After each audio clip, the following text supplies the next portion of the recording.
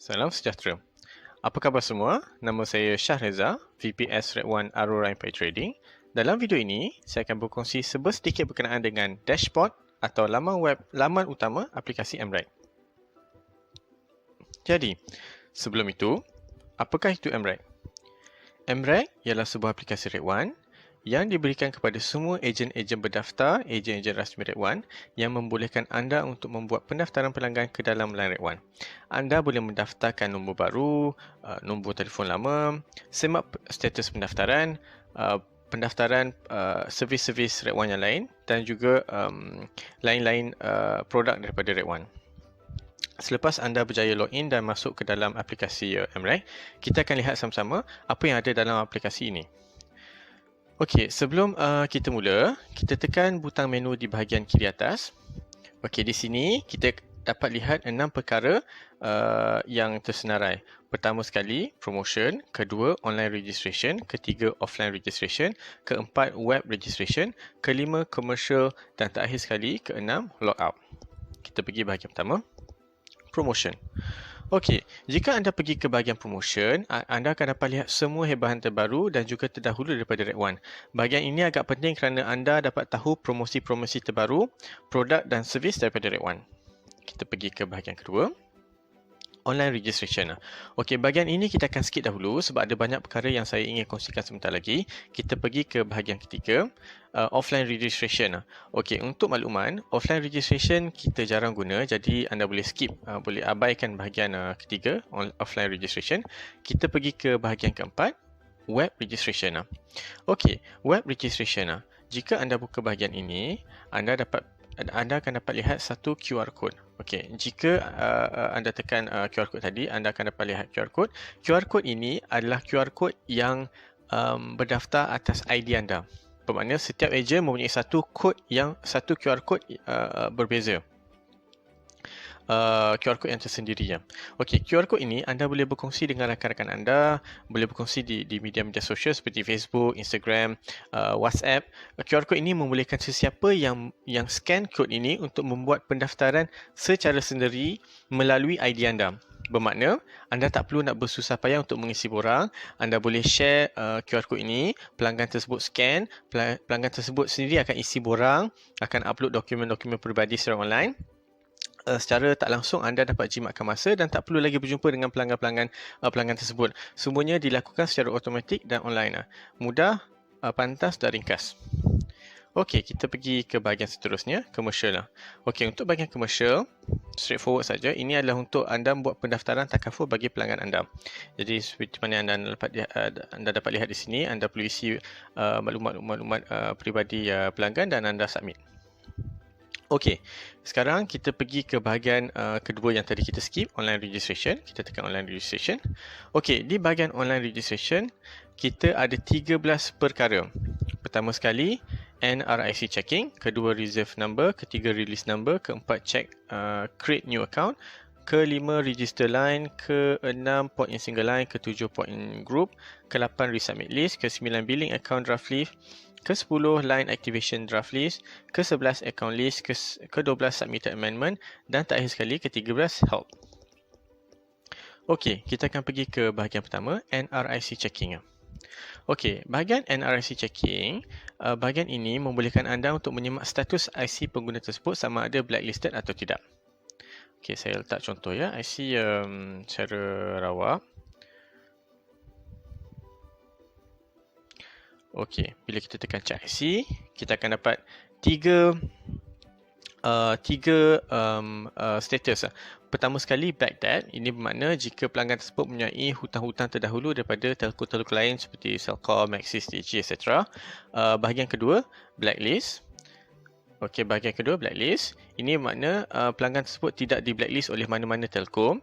Dan keempat, BPR eligibility. Okey, bahagian ini sudah expired. BPR eligibility ni kalau tuan-puan ingat pada waktu PKP dahulu, kerajaan beri telefon percuma, jadi bahagian ini kita boleh abaikan. Okey, so kita sudah habis bahagian NRIC checking. Kita pergi ke bahagian kedua, reserve number. Okey, untuk reserve number, bahagian ini membolehkan anda untuk book atau reserve nombor telefon baru yang pelanggan anda inginkan. Bahagian ini penting untuk proses pendaftaran nombor baru. Okey, kita masuk nombor secara awak, 3654. Kita search. Okey, seperti mana yang tuan-tuan dan puan-puan dapat lihat, kita ada senarai nombor telefon dan belakang nombor telefon tersebut kita ada RM0. Okey, sila pilih nombor yang berakhir dengan RM0, RM0, bagi membolehkan tiada bayaran tambahan atau pembelian nombor. Okey, kita scroll bawah. Okey, kalau tuan-tuan dan puan-puan dapat lihat, di bawah kita ada satu nombor berharga RM80. Ini bermakna pelanggan perlu membayar RM80 untuk mendapatkan nombor telefon ini. Okey, kita pilih satu nombor, kita pilih nombor paling atas sekali dan kita tekan reserve. Okey, untuk makluman, suatu nombor yang di-reserve dapat disimpan dalam akaun kita selama 3 hari sebelum dilepaskan semula secara automatik oleh sistem. Ini bermakna jika tuan-tuan dan puan-puan reserve nombor tadi, kalau dalam masa 3 hari nombor tersebut tidak didaftarkan di bawah mana-mana pelanggan, nombor tersebut akan dilepaskan secara automatik dan akan dimasukkan semula dalam senarai nombor telefon seperti mana yang tuan-puan dapat lihat, senarai nombor telefon yang boleh dipilih oleh ejen lain. Okey, sekarang kita pergi ke bahagian seterusnya, release number. Okey, bahagian ini membolehkan anda untuk melepaskan nombor-nombor yang di-book atau di-reserve jika pelanggan yang anda jumpa tadi tu tak mahu nombor tersebut. Okey, dalam kes ni contohlah nombor telefon 011110533654, pelanggan tersebut tak nak, kita boleh tekan release number.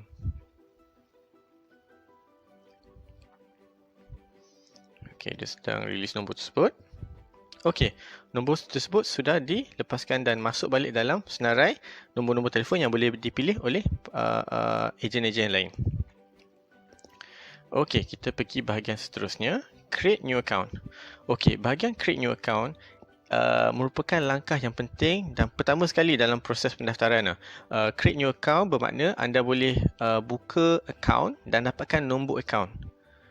Proses ni, sekali lagi saya ingatkan, proses ni bukan proses terakhir dalam proses pendaftaran line pelanggan. Ada lagi proses kedua yang perlu dilakukan untuk memastikan line tersebut didaftarkan untuk pelanggan. Bahagian ini hanyalah untuk mengisi maklumat peribadi pelanggan seperti nama, nombor IC dan juga maklumat peribadi yang lain. Okey, so ini bahagian untuk apa? Untuk create new account. Kita pergi bahagian seterusnya iaitu register line. Okey, tadi kita lihat kita create new account. Okey, jika pelanggan anda ingin daftar nombor baru, anda perlu buka bahagian ini, bahagian register line. Dan daftarkan nombor yang telah dipilih tadi. Kalau tuan-tuan dan puan-puan ingat tadi, kita save dalam apa? Kita reserve number. Jadi dekat bahagian ni kita boleh daftarkan reserve number tersebut dengan akaun pelanggan yang kita create dekat create new account. Okey, so ini bahagian untuk apa? Daftar nombor telefon baru. Okey, kalau kita nak daftarkan nombor telefon orang tersebut yang sedia ada, contoh daripada Celcom, Maxis, dia nak masuk Create One, kita ada dua bahagian iaitu port in single line dan juga port in group. Okey, sekali lagi bahagian ini jika pelanggan anda ingin kekalkan nombor telefon lama, bahagian ini anda dapat pilih selepas anda create a new account. Okey, ingat create new account pertama. Kalau nak nombor telefon baru, kita ambil register line. Kalau nak maintain nombor telefon, kita ambil port in single line atau port in group. Okey, sekarang kita pergi ke bahagian seterusnya iaitu resubmit list. Okey, resubmit list ni kita buka jika pendaftaran kita hantar tu perlu kita hantar balik semula. Okey, ini saya akan explainkan bila dalam bahagian bahagian pendaftaran akaun lah. Buat masa sekarang kita boleh skip dahulu. Resubmit list. Bahagian seterusnya billing account dan juga line activation draft list ni. Okey, bahagian ini adalah bahagian yang anda perlu pergi sekiranya anda tak dapat habiskan pendaftaran dan ingin save dulu. Maksudnya mungkin anda tak cukup masa dan perlu sambung buat benda lain, anda perlu sambung pendaftaran tu lain kali. Anda hanya perlu savekan pendaftaran tu dan pergi ke bahagian billing account dan juga link activation untuk sambung balik pendaftaran.